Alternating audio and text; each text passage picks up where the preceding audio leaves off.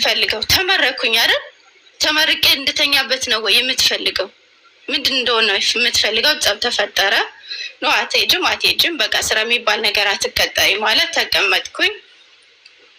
እሺ የግል ስራ መስራት እፈልጋለሁ፣ ሱቅ መክፈት እፈልጋለሁ። በቃ እዚህ ላይ አትሊስት ሱቅ ልስራ። ሱቅ ተከፈተ። ሱቅ ላይ መጥተው የሚገዙ ወንዶች እኔ ጋር የሆነ ሪሌሽን ያላቸው ይመስለዋል። ምን ፈልጎ ነው የቆመ? በሱቁ የቆመ ምን ፈልጎ ነው? እንዴ ቀየሽት ኳርል እንዴ? ምንድን ነው የምታስበው አንተ? እንዴት ነው የምታስበው? ወክ እየሄድን ዞር ብሎ ካየኝ የሆነ ቀና ብሎ ካየኝ በቃ ከዛ ጋር ሪሌሽን ያለኝ ነው የሚመስለው። ከዛ ሱቁ ተዘጋ። አሁንም ተቀመጥኩኝ ማለት ነው።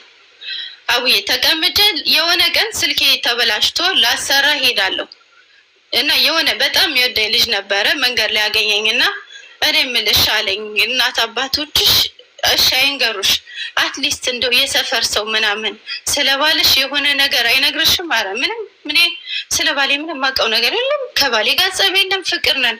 ምንድን ሆነ ነው ምንድን ነው የምታስበው ምናምን ስለው እንዴ እሱ ከዚህ ሆቴል ለሆቴል ከማንም ሴት ጋር ሲጓተት ይውላል፣ አንቺ ቤት ቁጭ ብለሽ የእሱ ልጅ ታሳድጊያለሽ ሲለኝ ደነገጥኩ። እንዴ በስመ አብ፣ እሱና እኔ ብንለያይ እንኳን አንተና እኔ እኮ እንደዚህ አይነት ነገር ትዳሬን አፍርሰን ምንድን ነው የምታገኘው? ንገረኝ እስኪ ምንድን ነው የት ወሬ? ከፈለግሽ ቪዲዮ ቀርጬ እልክልሻለሁ ከፈለግሽ። እኔን ካላመንሽኝ ግን ህይወትሽ እየተበላሽ ነው ቤት ውስጥ ተቀምጠሽ ይለኛል ማለት ነው።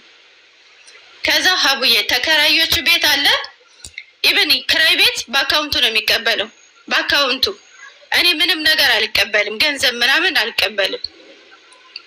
ቤት ውስጥ ምንም አይነት ጎደሎ የለም፣ እራሱ ያሟላል ማሟላችን። እኔ እጅጋ ግን አንድ ብር በእጄ አንድ ብር እንዲዝ አይፈልግም።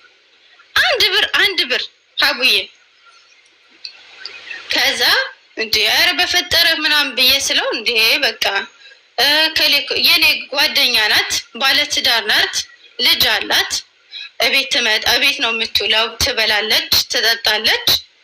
እኔ ጋር ነው የምንውለው፣ ልጇ እኛ ጋር ነው የሚውለው። ባሏም ይመጣል፣ ምን ይላል። በቃ ለካ እኔ ዩኒቨርሲቲ ስማር 2 አመት ሙሉ ሪሌሽንሽፕ አላቸው ከሷ ጋር ማለት ነው፣ ከጓደኛዬ ጋር ከትዳሯ በላይ ማለት ነው። ከዛ በኋላ ኧረ በፈጠረ በጭራሽ ከሷ ጋር ወልጅ እንኳን ሀቡ ሁለተኛው ልጅን ስወልድ አረሳኛለች። መድኃኒት እንኳን ብትሰጠኝ ትችላለች። ገንፎ እያገነፈች እንኳን ብትሰጠኝ እሷ ናት።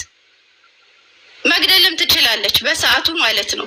ወይም ማሳበድም ትችላለች። የፈለገችው ማድረግ ትችላለች። በጣም ነው የደነገጥኩት። አላመንኩም። እሱ